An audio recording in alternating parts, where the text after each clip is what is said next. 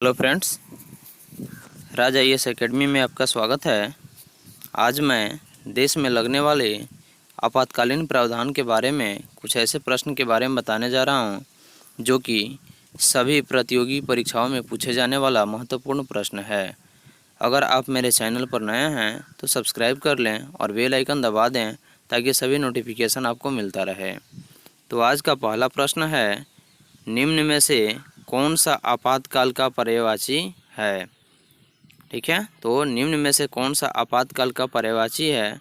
तो यह है आपका राष्ट्रपति शासन, राज्य आपात, संवैधानिक आपात, सभी है इसमें आपातकाल के पर्यायवाची।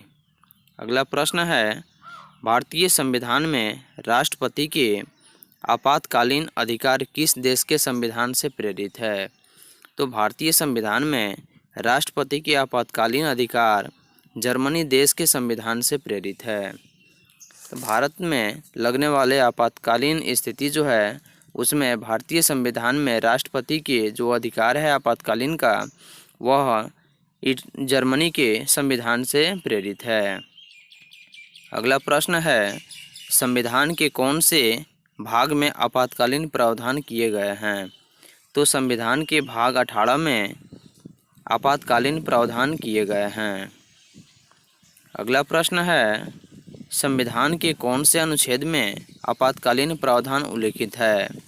तो संविधान के अनुच्छेद 352 से 360 है अनुच्छेद जो है उसमें आपातकालीन प्रावधान को उल्लिखित किया गया है। अगला प्रश्न है, भारत में कितने प्रकार की आपातकालीन व्यवस्थाओं पर विचार किया जा सकता है? तो भारत में होने वाली आपातकालीन व्यवस्थाओं में 3 ऐसी व्यवस्था है जिस पर विचार किया जा सकता है। अगला प्रश्न है, निम्न में से किस परिस्थिति में आपातकाल लागू नहीं हो सकता? तो तत्कालीन केंद्रीय सरकार का गिर जाने की स्थिति में आपातकाल लागू नहीं हो सकता है। अगला प्रश्न है, राष्ट्रपति द्वारा आपातकाल की घोषणा पर संसद के दोनों सदनों द्वारा कितने बहुमत से स्वीकृति आवश्यक है? तो राष्ट्रपति द्वारा आपातकाल की घोषणा पर संसद के दोनों सदनों द्वारा 2/3 बहुमत से स्वीकृति आवश्यक है। अगला प्रश्न है, राष्ट्रीय आपातकाल के समय कौन से मूल अधिकार स्वतः निलंबित हो जाते हैं? तो राष्ट्रीय आपातकाल के समय अनुच्छेद 19 जो है वह मूलभूत अधिकार स्वतः निलंबित हो जाता है।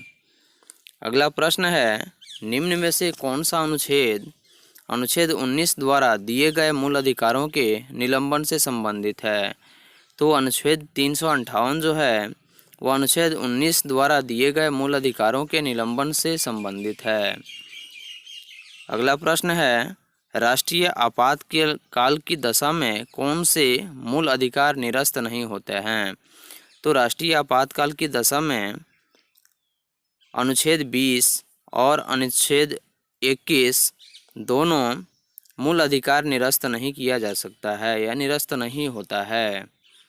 अगला प्रश्न है, निम्न में से किस संविधान संशोधन के आधार पर राष्ट्रपति को भारत के किसी विशेष भाग पर राष्ट्रीय आपातकाल लगाने का अधिकार मिल गया था? तो 42वें संविधान संशोधन के आधार पर राष्ट्रपति को भारत के किसी विशेष भाग पर राष्ट्रीय आपात लगाने का अधिकार मिल गया था, जो कि संविधान के 42वें संविधान संशोधन के आधार पर राष्ट्रपति को किसी विशेष भाग पर राष्ट्रीय आपातकाल लगाने का अधिकार मिल गया था। अगला प्रश्न है, किस अनुच्छेद के अंतर्गत राष्ट्रपति राज्य में आपात की घोषणा कर सकता है? तो अनुच्छेद 356 के अंतर्गत राष्ट्रपति राज्य में आपात की घोषणा कर सकता है। अगला प्रश्न है, किसी राज्य में सामान्यतः किसके परामर्श से राष्ट्रपति शासन लागू किया जाता है? तो किसी राज्य में राज्यपाल के परामर्श से राष्ट्रपति शासन लागू किया जाता है।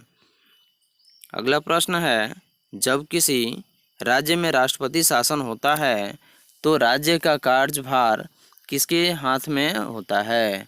तो जब किसी राज्य में राष्ट्रपति शासन होता है तो उस समय उस राज्य का जो कार्यभार होता है वह सभी राज्यपाल के हाथ में होता है, क्योंकि उस समय मुख्यमंत्री की पावर कम हो जाती है, इसलिए राज्यपाल को पूरे कार्यभार का जिम्मा होता है। अगला प्रश्न है, किस अनुच्छेद के अंतर्गत राष्ट्रपति वित्तीय आपात की घोषणा कर सकता है? तो अनुच्छेद 360 के अंतर्गत राष्ट्रपति वित्तीय आपात की घोषणा कर सकता है।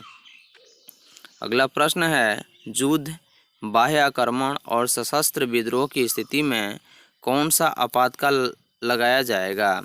तो युद्ध, बाह्य आक्रमण और सशस्त्र विद्रोह की स्थिति में 352 अनुच्छेद के तहत आपातकाल लगाया जाएगा। अगला प्रश्न है, राष्ट्रीय आपातकाल की घोषणा करने के लिए सशस्त्र विद्रोह शब्द को संविधान में कब जोड़ा गया था?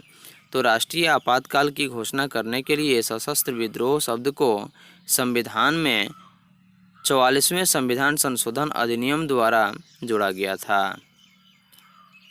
तो राष्ट्रीय आपातकाल की घोषणा करने के लिए सशस्त्र विद्रोह को 44वें संविधान संशोधन अधिनियम के द्वारा जोड़ा गया था। अगला प्रश्न है, संसद के दोनों सदनों द्वारा आपातकाल की घोषणा जारी होने के कितने समय के अंदर इसका अनुमोदन संसद द्वारा अवश्य दिया जाना चाहिए?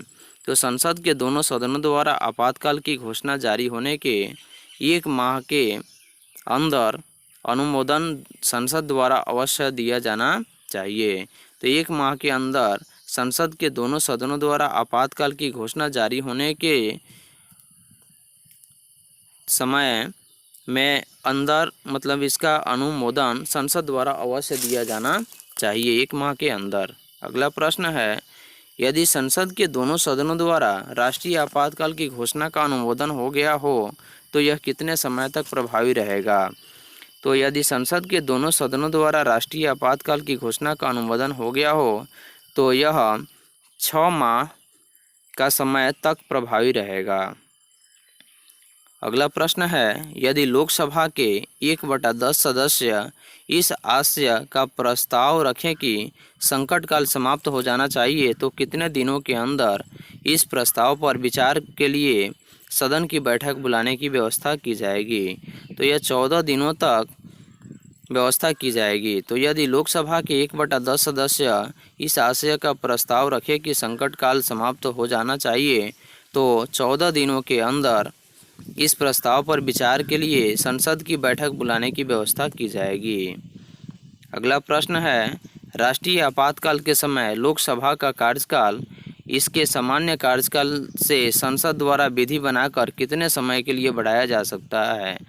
तो राष्ट्रीय आपातकाल के समय लोकसभा का कार्यकाल इसके सामान्य कार्यकाल से संसद द्वारा विधि बनाकर 1 वर्ष के लिए बढ़ाया जा सकता है। अगला प्रश्न है, अभी तक भारत में कितनी बार राष्ट्रीय आपातकाल लागू किया गया है? तो अभी तक भारत देश में मात्र 3 बार ही राष्ट्रीय आपातकाल लागू किया गया है। अगला प्रश्न है, बाह्य आक्रमण के आधार पर अब तक राष्ट्रपति ने कितनी बार राष्ट्रीय आपातकाल की उद्घोषणा की है? तो बाह्य आक्रमण के आधार पर अब तक राष्ट्रपति ने मात्र 2 बार राष्ट्रीय आपातकाल की उद्घोषणा की है। अगला प्रश्न है, तीसरी बार राष्ट्रीय आपातकाल की उद्घोषणा राष्ट्रपति ने किस आधार पर की है? तो तीसरी बार राष्ट्रीय आपातकाल की उद्घोषणा राष्ट्रपति ने आंतरिक अशांति के आधार पर की है। तो आंतरिक अशांति के आधार पर तीसरी बार राष्ट्रीय आपातकाल की घोषणा राष्ट्रपति ने की। अगला प्रश्न है, किस देश में पहली बार आपातकाल की घोषणा किस वर्ष की गई? यानी कि देश में भारत देश में पहली बार जो आपातकाल की घोषणा की गई वह 1962 में की गई। तो 1962 में पहली बार भारत में आपातकाल की घोषणा की गई। अगला प्रश्न है, भारत में वित्तीय आपात अभी तक कितनी बार लगाया गया है? तो भारत में वित्तीय आपात अभी तक कभी नहीं लगाया गया है, एक बार भी भारत में वित्तीय आपात को लागू नहीं किया गया है। अगला प्रश्न है, प्रथम बार किस राज्य में राष्ट्रपति शासन लागू हुआ? तो प्रथम बार पंजाब राज्य में राष्ट्रपति शासन लागू हुआ। तो भारत के पंजाब राज्य में सबसे पहले राष्ट्रपति शासन का लागू किया गया। अगला प्रश्न है, प्रथम बार राष्ट्रपति शासन कब लागू किया गया? तो भारत देश में प्रथम बार राष्ट्रपति शासन 20 जून 1951 को लागू किया गया। अगला प्रश्न है, किसी राज्य में राष्ट्रपति शासन किसी परिस्थिति में अधिकतम कितनी अवधि तक लागू किया जा सकता है? तो किसी राज्य में राष्ट्रपति शासन किसी परिस्थिति में अधिकतम 3 वर्ष की अवधि तक लागू किया जा सकता है। इससे ज़्यादा लगाने का प्रावधान संविधान में नहीं है। अगला प्रश्न है, अब तक किस राज्य में सर्वाधिक लंबी अवधि तक राष्ट्रपति शासन लागू रहा? तो अब तक जम्मू कश्मीर भारत का एक राज्य है जहां सर्वाधिक लंबी अवधि तक यानी लंबे समय तक राष्ट्रपति शासन को लागू किया गया।